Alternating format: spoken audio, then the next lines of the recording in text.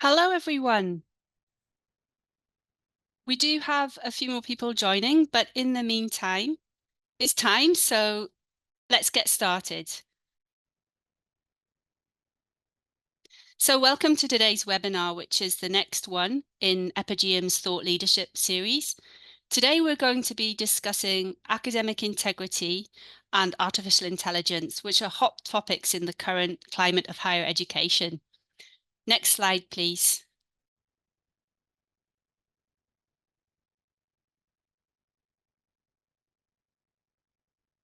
So my name is Lucy, and I am a Senior Academic Partnerships Manager at Epigeum. I'll be facilitating today's webinar alongside my colleague Sumitra, who's doing tech support behind the scenes. Before we continue, I want to acknowledge that I am speaking to you today from the lands of the Kaurna people. I also acknowledge the traditional custodians of the various lands on which our webinar attendees and speakers all work, and the Aboriginal and Torres Strait Islander people participating in the meeting, and the First Nation people across New Zealand if they are also participating. I pay my respects to elders past, present, and emerging. Epigeum, part of Sage Publishing, is a leading provider of online training courses supporting the needs of higher education institutions in 3 core areas: research, support and well-being, and study. Next slide, please. So today we'll be thinking about the last strand, study, specifically academic integrity. I'm very pleased to welcome our prestigious expert speakers. On the next slide, Professor Michelle Picard and Dr. Lee Adam, both of whom have a wealth of knowledge within this field and who have also worked with Epigeum as authors for the most recent edition of our online academic integrity course. I'm delighted to have both of them here with us today, presenting on such a crucial topic for us all in the higher education community. Next slide, please. So we'll hear from both our guests shortly, but first, just a quick housekeeping message. We have a Q&A box, and so please write in any questions throughout for our speakers, and we will try to answer these towards the later part of our session. This webinar is also being recorded today, and we will share the recording shortly after the event. So now the housekeeping is complete, I'd like to introduce our first guest speaker, Dr. Lee Adam. Lee is the Director of Academic Integrity and Senior Lecturer in the Faculty of Dentistry at the University of Otago in New Zealand. So Lee, thank you for joining us today, and over to you. Kia ora, thank you. Let me just share my screen.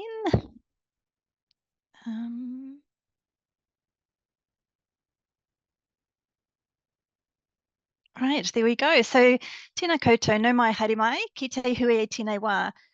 Ko Waio, ko Otipoti te papata whenua, e te taha o te manga ko Aoraki, ko te manahua te tūranga waiwai, ko Ngāti Pākehā te iwi.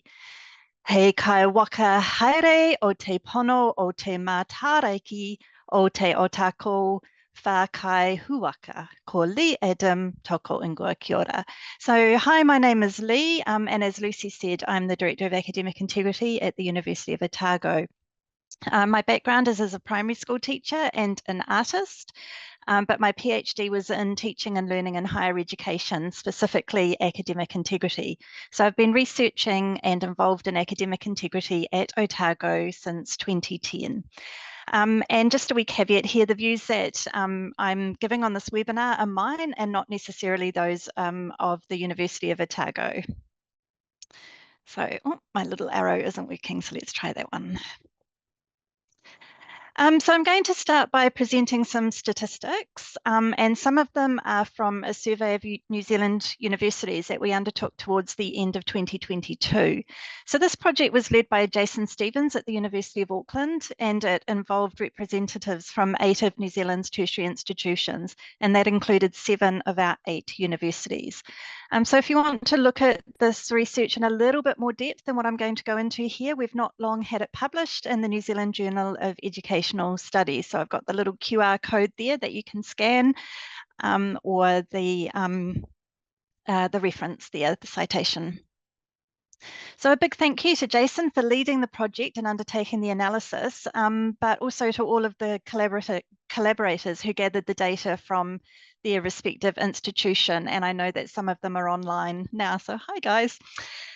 We used the International Centre for Academic Integrity Student Survey, which is a validated survey, and we were looking at perceptions and attitudes to misconduct and engagement in misconduct. So it was an online survey, however, there were slight variations in collection dates and times. We gave incentives, but again, there were differences between the institutions of what they incentivized, how they incentivized. The institutions are all of varying sizes. And there were differing population samples between the institutions. So some institutions sampled a small proportion of their undergraduate students, and other institutions, such as Otago, sent the survey out to our whole undergraduate student body. And of course, there were differing response rates between the institutions. However, 4,517 undergraduate student responses were analysed as a full data set, and each institution's data were analysed separately. So I will be providing some of the national data and a little bit of the Otago stuff. There were similar findings across the institutions, except for where the methods of teaching delivery differed. So for example, online versus face-to-face. So concerningly, 61.9% of the national respondents reported engaging in at least one of 27 types of academic misconduct in the previous 12 months. So we didn't label the behaviours as misconduct. Therefore, some of the students who were engaging in some of the behaviours may not have been aware that the behaviours were misconduct. But the most common forms of misconduct were working with others, downloading teacher or course materials from an unauthorised source, including unsourced references in their bibliography, so including citations and references that they hadn't actually accessed, paraphrasing or copying and not citing, working with other students on a test or an examination, and receiving unauthorised assistance.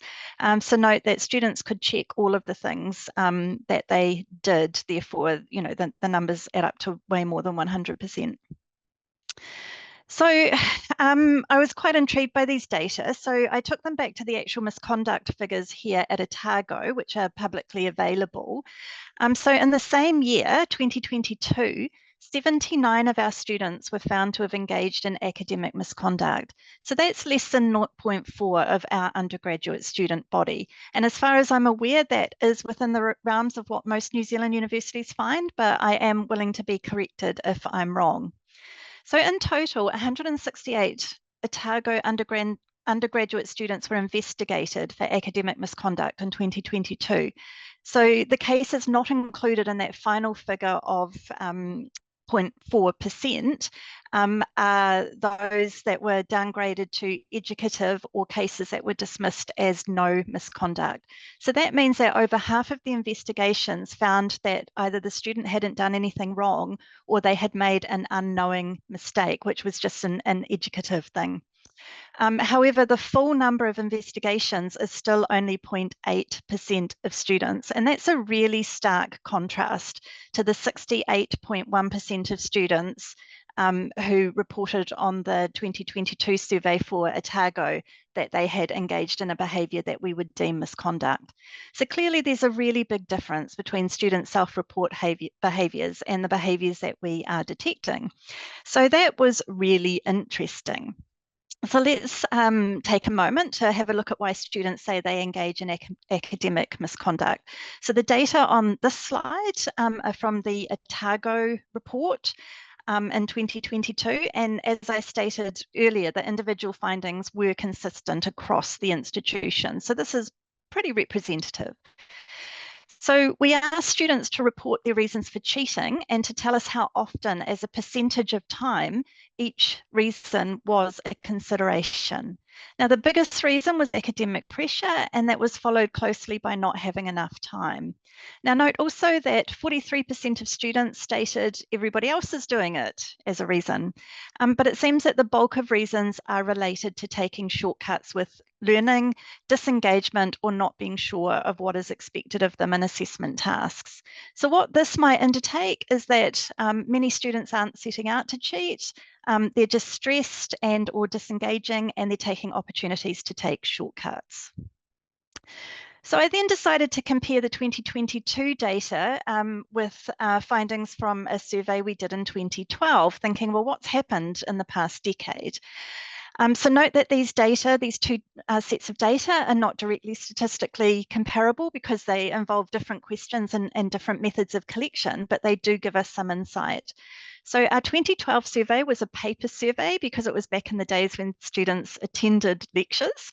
And we asked our students what behaviours they thought their peers were engaging in, as opposed to the RAIN survey where we asked about their own behaviours. Now, we know from the literature that students have a pretty accurate idea of how many students are cheating, not least because students who are cheating usually report that they think other students are cheating, and students who are not cheating usually report that they think other students don't cheat. So we received 326 responses in our 2012 paper surveys, and that was about a 96% response rate from the students who were present in the lectures that we targeted. So these were large undergraduate lectures from a range of levels and a range of subjects, and we targeted papers that were using safe assigned text matching software at the time because we were interested to see how students were using safe assign. So it seems to me that on the basis of these two sets of data, a similar proportion of students are reporting engaging in behaviours that we call misconduct, and actually for the same reasons. It's actually the statistics are quite alarmingly close. But what concerns me most is that the students who we are investigating under the misconduct procedures are usually engaging in naive or chance cheating. But my data and other international data indicate that there are a proportion of students who are deliberately and constantly cheating, possibly to the point of outsourcing their whole degree, and we are simply not detecting it here. Now, I know that some detections, or probably more than just some, are happening in Australia with people such as Kane Murdoch leading the way in how to detect and picking up those cases, and with the backing of TEXA in Australia. So big shout out to our Australian comrades who are doing that work. However, the same is not happening here in Aotearoa. But my point, because there is a point, is that we know the number of students engaging in academic misconduct has not changed over the last decade, nor have the reasons for it. But what has changed is the tools available to students to cheat or to take shortcuts with their learning. So why are we not identifying it? Now note, these are just my reckons, but they are research-informed reckons. So firstly, staff are not following procedures because it's a lot of paperwork and they don't have the time to do the paperwork or to see it as a priority. But this means that if a student is engaging in the same behaviour across multiple subjects, it's not being picked up on if each department is dealing with it separately and not reporting it to a central database. We have large class sizes these days, and so we're not getting to know individuals' thinking and writing styles. So staff have really busy schedules, and in an attempt to get all their work done, they may be spending less time on marking and feedback. Plus, students are good at using methods that are difficult to detect, and the methods that they can use are increasingly sophisticated. Added to that, and also related to staff busy schedules, assessments that are easy to mark are often easier to cheat on. So, for example, MCQs. And some students will take this opportunity. And then another factor is staff disengagement. So probably very similarly to a lot of Australasian or Pacific institutions, at Otago, we have multiple managements of change happening at any given time. And this has been the case for several years now. So some of our staff are really tired, they're disenchanted and disengaged. So that's not a criticism, it's just what it is. So why should we continue to care about cheating? So firstly, some of our degrees are professional degrees, such as dentistry, and part of my work life is as a lecturer in dentistry. So when students graduate from Otago in dentistry, they are registered to practice independently as a New Zealand dentist. But if they have not done the learning, if they've taken shortcuts or cheating, they may not be safe practitioners. Now, I have my fair share of dental anxiety, and I certainly don't want a dentist who doesn't know where my nerves are giving me an injection. Secondly, cheating undermines our degrees. So I have an Otago degree, and if other students are cheating on their degree from Otago, it devalues my degree and it undermines all the work that I did to get my degree. And thirdly, it undermines the university. So universities spend a lot of money on marketing themselves as world-class institutions to attract students and to promise them great employment opportunities. But a reputation for cheating undermines this. So as I stated earlier, the tools available for students to take shortcuts or to cheat are changing. And now we have the added concern of generative AI. So it's readily available with both free and paid for versions. And it's likely to become, if it isn't already, the most prevalent form of assessment assistance. It's improving exponentially, and it is not easily detectable despite the number of generative AI detection tools available. And then there's the biggie, students will need to be able to use it in the workforce in their future. So we have the added stress of having to learn about these tools, learn how to use them ourselves, and learn how students will use them. We have to teach our students how to use them, and all the time we have to be aware of where the use of these tools crosses the line into academic misconduct. And it's really tough. Don't underestimate how tough it is. So let's have a look at how students are using generative AI. So in our 2022 survey of students, which was distributed before ChatGPT was released, we asked students if they had used artificial intelligence such as an online text generator to do their work and submit it as their own. 17% of students said they had. Now remember, that was before ChatGPT was released. Last year, we added a couple of questions to our Otago student opinion survey. We asked students about their use of Gen AI. We didn't ask if they were submitting material for assessment that was generated by Gen AI, but almost 30% of students we surveyed were using Gen AI at least weekly.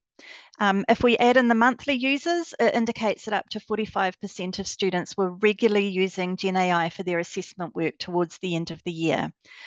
We also asked the students what tools they used most often, and many tools were reported. Now, I haven't done the full free text analysis yet, but ChatGPT came up the most often.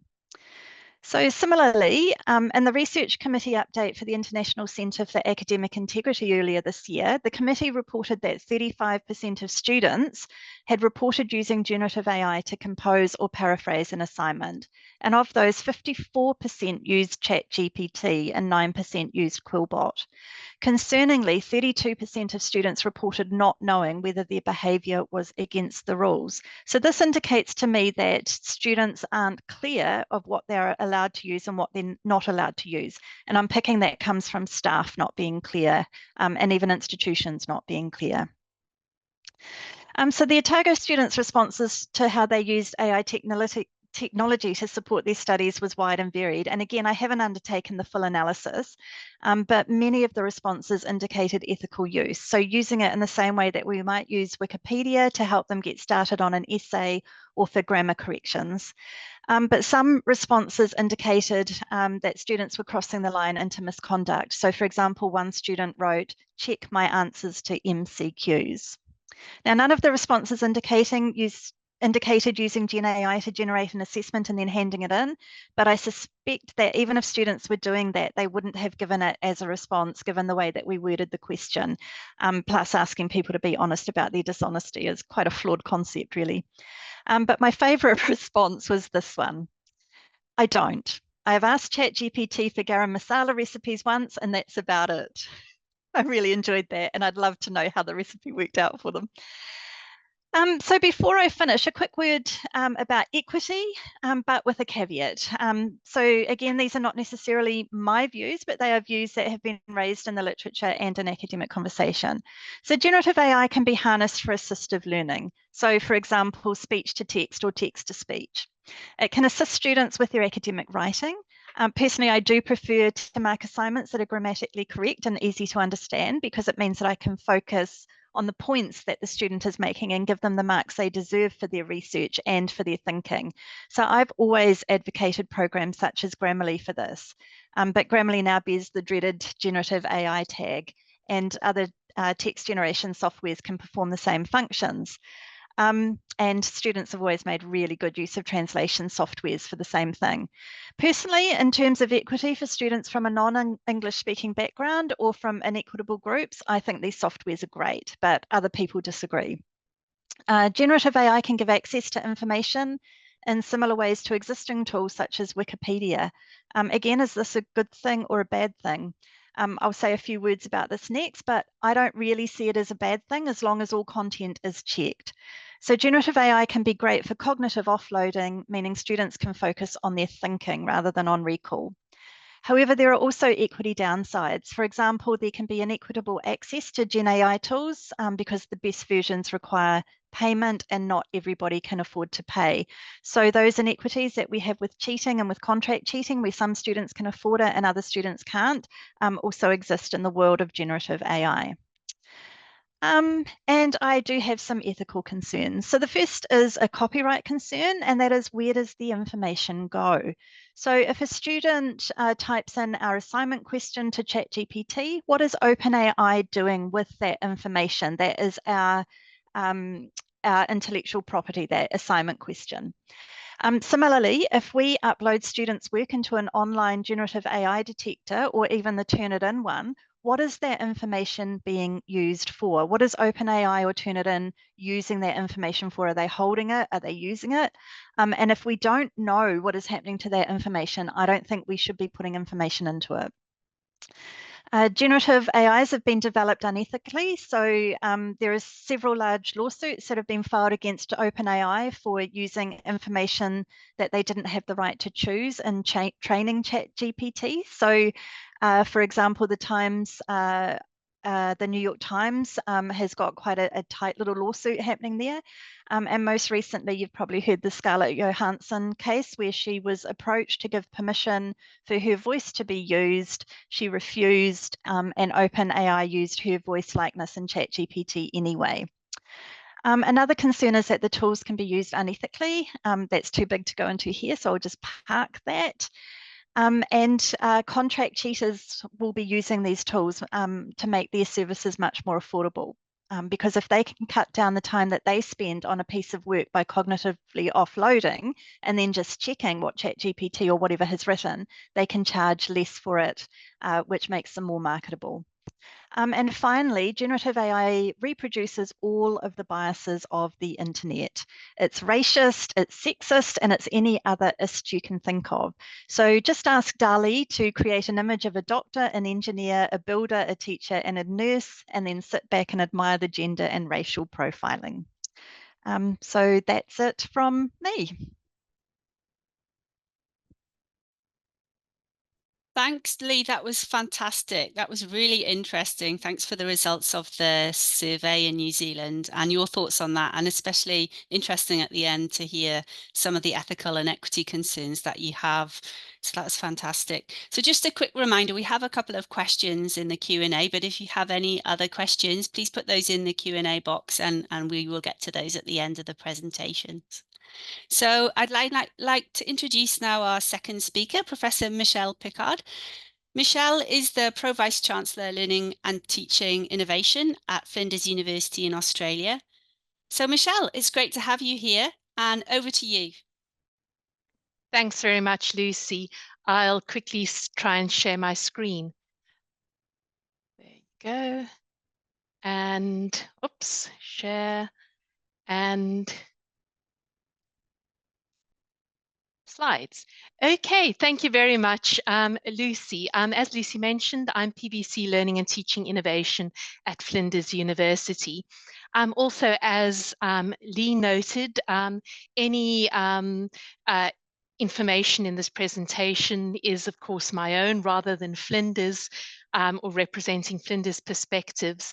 But I think I have really drawn in this presentation on the Flinders community, which is why I acknowledge them in this slide.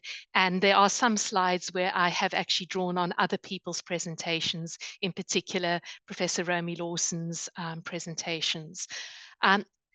I'd also like to acknowledge that I'm very fortunate, like Lucy, to be on Kaurna land, or Kaurna Yata, here in South Australia in Adelaide, and I wish to pay my respects to elders past, present and emerging, and also pay respects and acknowledge that this is unceded land.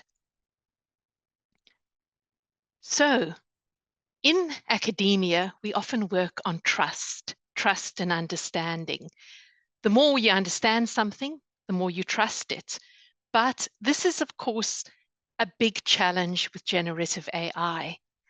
Just if we think of rapid times and changing, new technology is changing incredibly fast at the moment. If we think that it took 38 years to reach 50 million users with the radio, Pokemon Go took 1 week.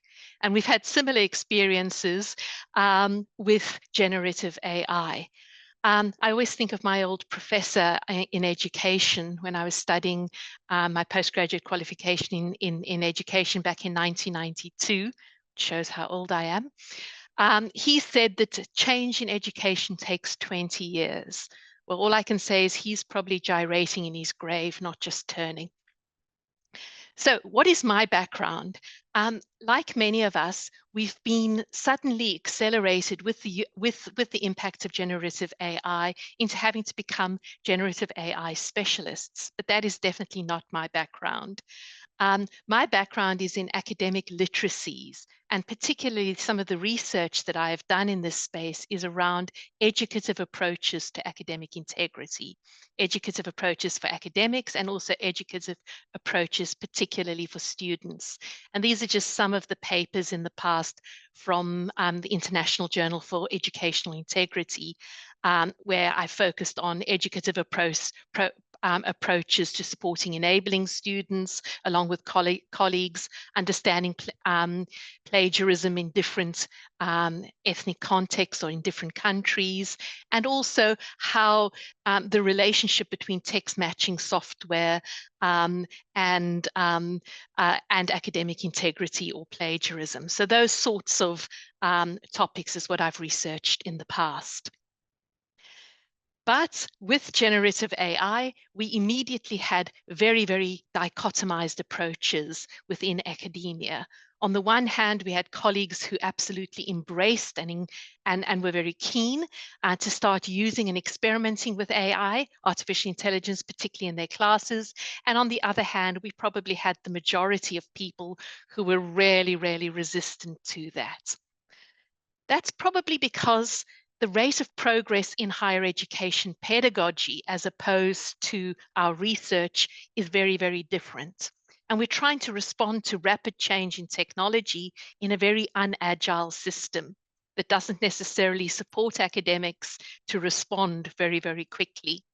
And maybe some of our teaching still resembles that of a couple of 100 years ago, pouring imperial amounts of facts into our students' heads. Just a little study that I recently undertook with some colleagues from the University of South Australia, Vietnam and Malaysia, where we found that this was around academic development and expectations that academic staff had around academic development. We found that in relation to artificial intelligence, there was an expectation for clarity, simpler answers around artificial intelligence. People wanted the response, they wanted the answers. But on the other hand, academics expected the organization or the university to trust them, to trust in their judgment rather than take managerial responses. So because of all of this, we need to explain AI to academics and also to staff. And the more we can explain it and make it very, very clear what we want, the better. We also need to have transparency. And while we're still struggling to understand these complex matters ourselves, it's sometimes quite difficult to have transparency. So what I'm briefly going to talk about is a little bit of the journey that my own institution has taken in supporting greater transparency, greater explainability, but this is also in line with what's happened across the sector, particularly in Australia. So very, very early in after the launch of ChatGPT, we had a need to call out a position statement or to take a position at Flinders University. And we came up with a position statement on artificial intelligence, which was all about embracing artificial intelligence, but being very, very careful in relation where it is effective in learning and teaching, but being very, very careful in how, in making sure that we are ethical and that we promote the ethical use of artificial intelligence and teach it as an ethical digital literacy. This is very much a strong position, which I think still holds water right now, a year and a half later. But also to try and navigate this uncertainty, we set up collaborations between academics, again, professional staff, learning and teaching support staff, misconduct officers, and so forth across the institution, in something we call the Flinders Digital Literacy and Artificial Intelligence Working Party. To try and achieve greater explainability, we tried very quickly, as part of the work of this working party, to have accessible training, better documentation, and better interdisciplinary collaborations between students and staff. And just here's a screenshot of one of the resources that we developed, which is also on the TEXA resources website, where we took academics through the process of designing assessments to try and design in a better way to avoid potential misconduct from students. Also for students, we try to really achieve better explainability, and this is one of the library, just a screenshot of the library guides, where the library staff with the student support learning staff worked on clearly explaining to students how is artificial intelligence relevant to your learning. How should you make ethical decisions around the use of artificial intelligence that is relevant to your learning? But we found that that was not good enough. Students were still very much like Lee was reporting, claiming that they didn't understand or know whether they were allowed or not allowed to use artificial intelligence. And it became very, very clear that it was important to have very clear guidelines, not just sweeping guidelines across the institution, but guidelines per topic or subject, as we call subjects topics, per course, and also in individual assessment items. So your expectation for one assessment item might be different for another assessment item, depending on the learning that you want students to undertake. And that's why we developed a traffic light system where we were asking academics to put on each assessment item, what were their expectations? No use of AI, full use of AI, or limited use, and then to specify what use was permitted. But most importantly, we were asking academic staff to explain to students why they had made a selection on a particular assessment. And that seemed to go pretty well. I think it definitely refined the process and things improved. But here's another example of a tool. We try to make sure that all our documents are updated and reflect the new reality. So here's, for example, our quick guide for APA referencing. Just a note, this had to change 7 times within 6 months as referencing guides were up. APA constantly updated and changed their referencing guides. So that's a quick learning that we learned, is that you can't set and forget in terms of resources, learning resources anymore. Just another note, as we emerge through this process, and as Lee also noted, in terms of trust, you also have to really unpack. You can't just say to people, behave ethically. We need to support people to behave ethically, whether they be students or staff. So recently, Flinders, just as many other universities in the sector, started to think about how can you create a walled garden around your data, to be able to draw on the affordances of generative AI, but not put your university data, your student your student essays, your own materials out into the web to further allow generative AI to use it to train.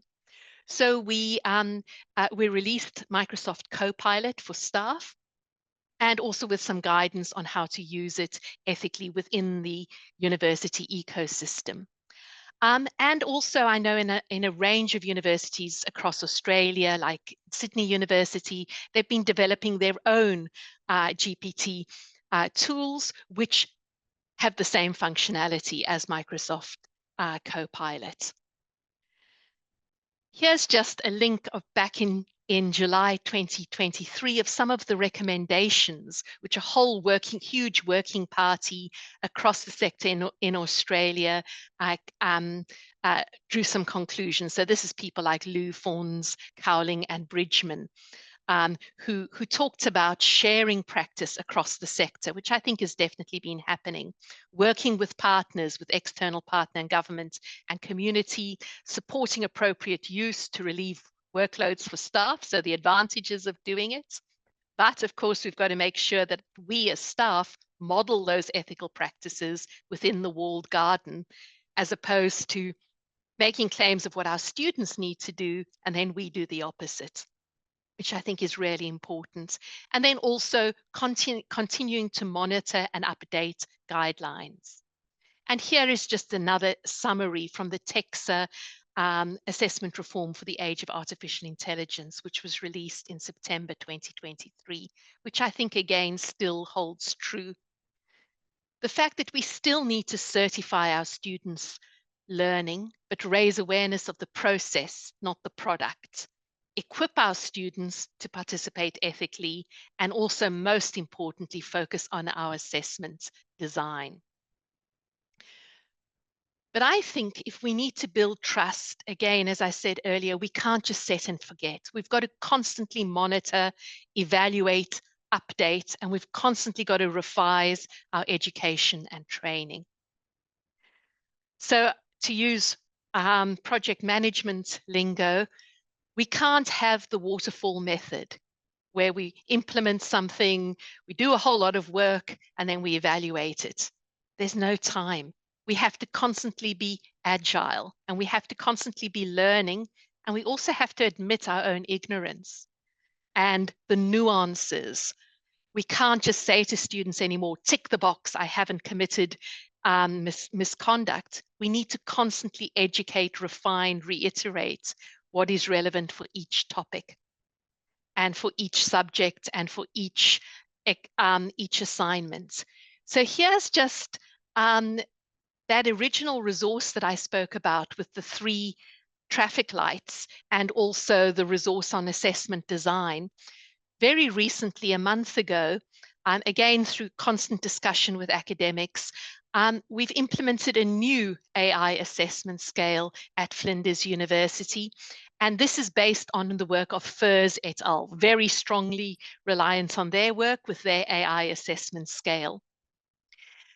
Basically, the key element is that we can no longer say to students, no AI, unless it is actually an assessment which is under supervised conditions. And that also, that assessment item or that task would normally be performed without the use of artificial intelligence. Or it's absolutely essential to the learning that they perform the task without AI. We've added in or slightly adjusted the scale to add in AI advised. And this came about students telling me, Michelle, it's nonsense to say I can't use AI when I am using PowerPoint, when I'm using Microsoft Word, because there's all these prompts built in. So we've put in AI advised, where we're asking, or AI prompted, where we're asking the students to, that we shouldn't detect any use of artificial intelligence in the final product, but they can respond to prompts, very much like my presentation, where I have made use of PowerPoint prompts to design my slides, but also to acknowledge that use. The AI-assisted idea generation, again, where the students should not use create content using AI, AI-assisted editing, where they can use it to edit or refine their language, but they must also retain their original texts. And also then AI task completion and human evaluation, the combination and full use of AI. The important thing is that we've tried to link it with how academics assess students' learning and how students demonstrate their learning. Those two elements are very important. Just an example of how we have to be agile and change and constantly update. At Flinders, we were very proud of ourselves. Back in beginning of 2022, we already had a policy on we already were mentioning the use of artificial intelligence and it potentially being a misconduct issue under contract cheating, that if a student was submitting something generated by AI as if it were their own, it could constitute contract cheating. We very, very soon found out that that was not good enough, that the use of artificial intelligence resembled a whole range of misconduct matters. But here again, drawing on FIRS 2024, we needed to think, if we use contract cheating as an example, we needed to think very, very carefully, what is the learning? Is it forbidden or is it relevant to be forbidden to achieve the learning? As Lee noted, if it's editing and the learning is the ideas, then why are we banning artificial intelligence? Whereas if you're trying to demonstrate the language, of course, that's part of the learning. Is the use required to be disclosed to achieve the learning?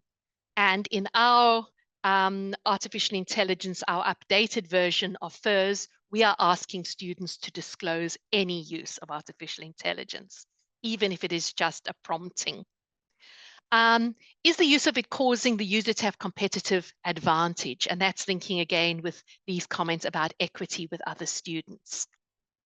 And that's why in our updated scale, we say that if academics are requiring students to use a tool, that tool needs to be made available to the students, or only a free version is available. So it has to be a tool that is supported by the institution. And then what about detection? The fact that, as Lee noted, students who are more digitally literate can use it in more sophisticated ways. And that's why we're very, very concerned about tracking students' writing processes, as noted by Texa, as opposed to necessarily focusing on the product. But yes, our policy now notes artificial intelligence under plagiarism. It notes it also potentially under falsification, because we, for example, found that students were falsifying references using artificial intelligence. So we need to constantly iterate with our policies, our procedures, as well as the way in which we teach.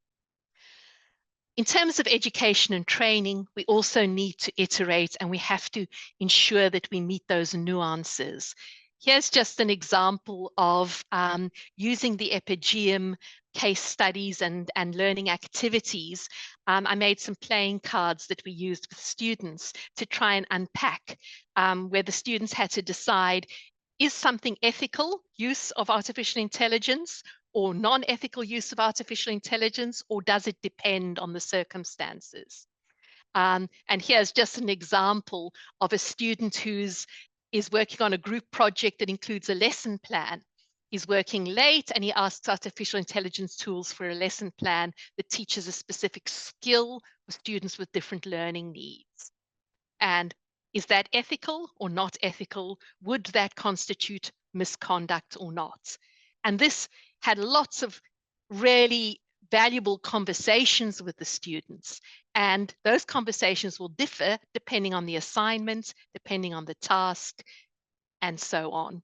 And we have to take different approaches in our learning. We can't just say to the students, left, black, white, or otherwise. We have to have those conversations about what is the learning we want them to demonstrate. And also with ourselves as really interrogating our assessment processes. As Lee also noted, an unusual number of jobs, even research jobs, are now exposed to automation, are exposed to generative AI. So we really have to teach our students how to make best use of it. And sometimes it might be unethical for us not to teach the use of artificial intelligence. But how is it relevant to the learning, and how is it relevant to the students' future work?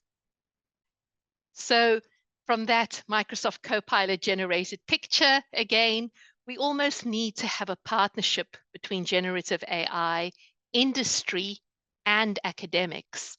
And that is a big ask. But what we need to do is to iteratively continue with these conversations so that we can ensure that we can work collaboratively together in the future. With our community engagement, ethical guidelines and standards.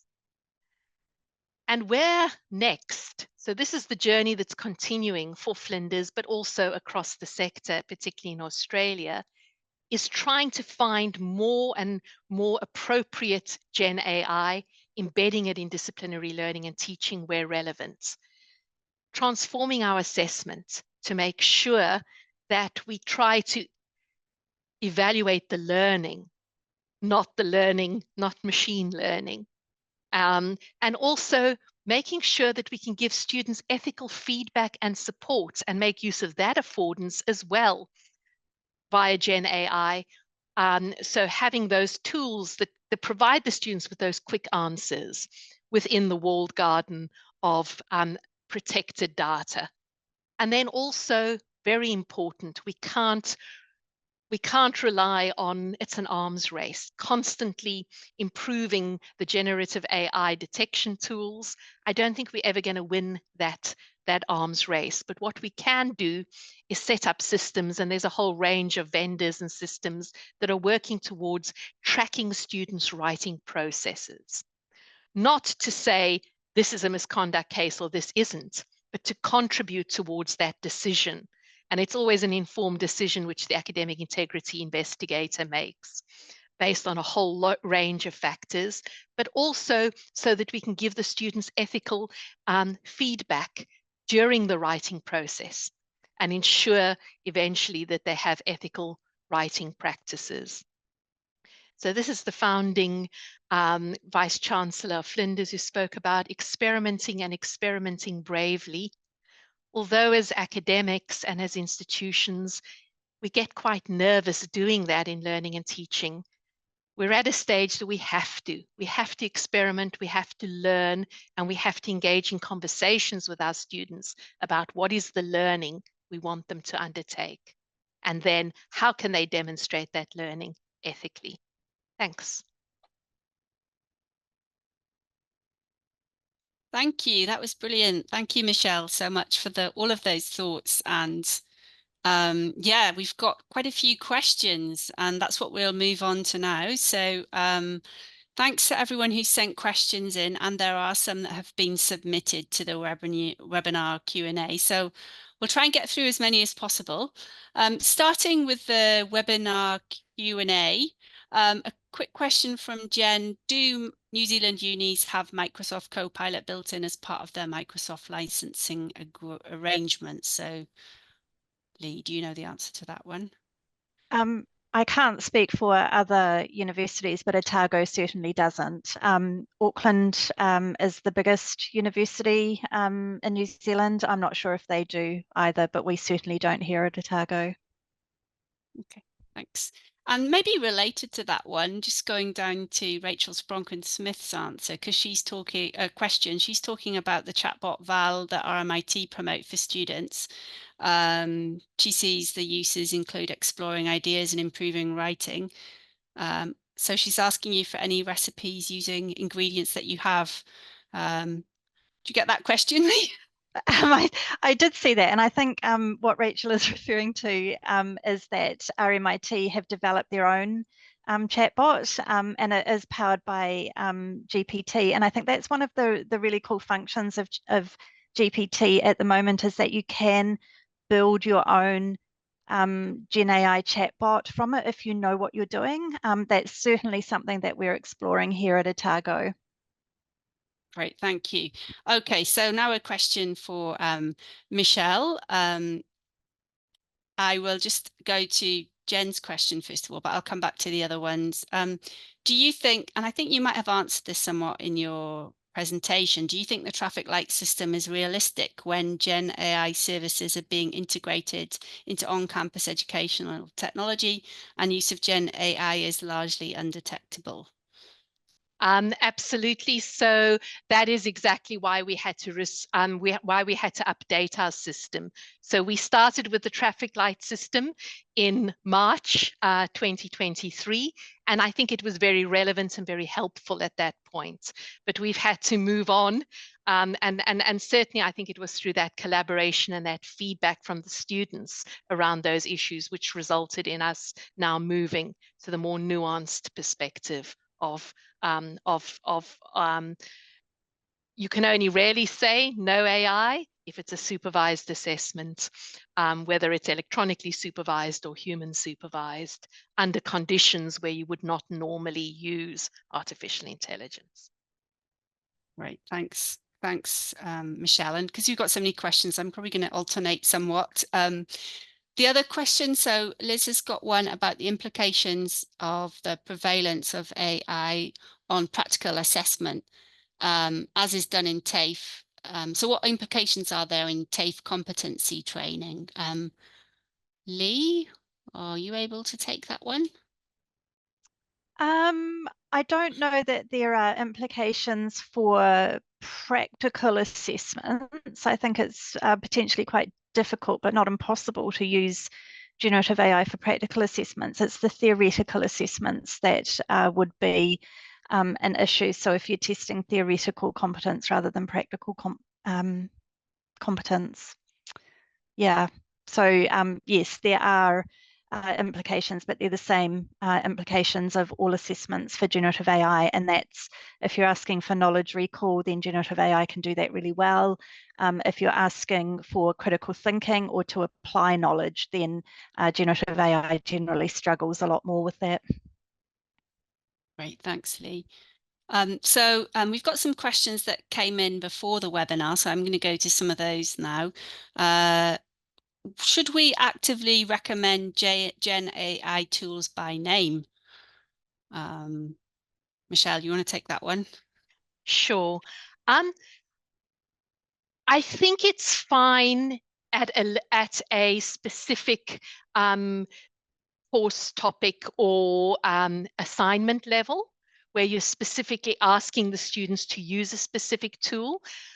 We really had that dilemma when we were updating it to a scale. People were saying, but mention that it's Grammarly or this tool or that tool. And we said, no, we can't, because just like in the position statement where we had to take broad statements, these tools are being updated by the minute. We can't specify when we're giving broad guidelines, but it's really the individual academic in the individual subjects who can really tease out which tool you want the students to use and why. So that might be different depending on whether it's a graphic design course or a fashion design course or an essay writing course or a creation of code. It really depends which tool you want the students to use at the particular point to demonstrate their learning. Thanks, Michelle. If you've got anything to add, Lee, then do jump in. But we've got lots of questions. I'll probably go on to the next one. From the question box, we have been asked if we can have a copy of the speaker's slides. Now, that's something we can discuss afterwards. I'm not sure if Michelle and Lee, you're happy for those to be shared, but we can discuss that afterwards. We'll have to check with the speakers. And then Jen has a question. What about students using generative AI, which is inbuilt into tech such as feedback fruits? Studiosity now offers an AI-enabled feedback service for students that provides feedback on their written work. We wouldn't expect them to cite or acknowledge using Studiosity otherwise. Anyone want to take that one? I can probably respond to that one because it kind of fits a little bit into my portfolio and the work that we do. I would say, so that's with what we are calling AI prompted or AI advised in my slide.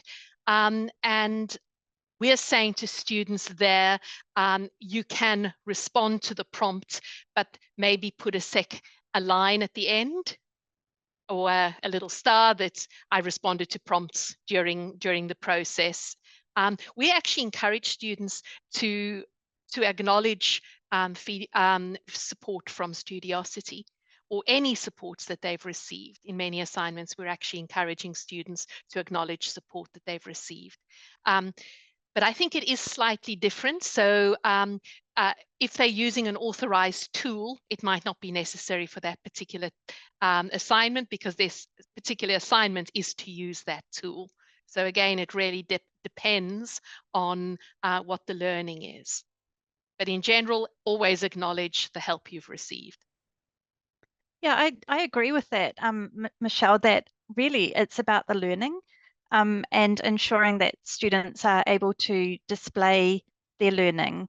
And so, I mean, I think that's why just marking a artifact is quite flawed, but marking a process can be really valuable because you can see that process of learning. So I think we really need to think about what we're assessing, whether we are actually assessing what we think we're assessing and why we're assessing that. We've got a follow-up question to that then from Jen. Would you then also acknowledge the using a database search or a spell checker in Word? We are actually starting to encourage students, at least in the enabling programs, for example, we actually encourage the students to acknowledge all sources. Great, thanks. Yeah, go on. But again, just reiterating, it's about the learning. Whether if the standard learning is to do research using a database, then of course you wouldn't need to acknowledge it. Yeah. And then I think we have a time for a couple of more questions. So from the pre-sent in questions, I think you've answered what are ways students can use AI without compromising academic integrity in Michelle's presentation. How can we ensure, this is a big question that you've both tried to answer, how can we ensure learning and academic integrity in the world of Gen AI? Anyone want to take that one? Oh yeah, I can take that. I think it's as Michelle and I have both been saying, it's about thinking about what the learning outcomes are for the course, and making sure that the assessments that you give the students are actually assessing those learning outcomes in ways that are relevant, and that are giving the students the opportunity to display their learning rather than just remembering things or yeah. So, you know, the days of asking them to remember facts and figures are long gone, but if you're asking students to apply knowledge to a particular problem, then I think that you've got more chance of being able to assess if they have learned. And if you're assessing the process of learning rather than just the artifact, then you've got more chance of knowing whether they have done the learning or not. I think of a typical example that we often used to get, for example, in nursing or in a lot of the health sciences, where academics would say, but the student needs to be able to do drug calculations. They need to be able to do it out of their head because we don't want to kill the patients. That's a classic example. So I would say, well, then, if that's the case, why are you assessing it in a paper exam, or why are you assessing it in an assignment? Then that should be assessed in a simulated hospital environment where with a patient where someone has to do the drug calculation in their heads. In fact, I would think that would be quite unrealistic because you'd probably be using a calculator anyway, but that to me is a classic example. If we say that that's what's happening in the real world, then let's assess it in the real world. Let's assess it in the way that we actually want that knowledge to be used.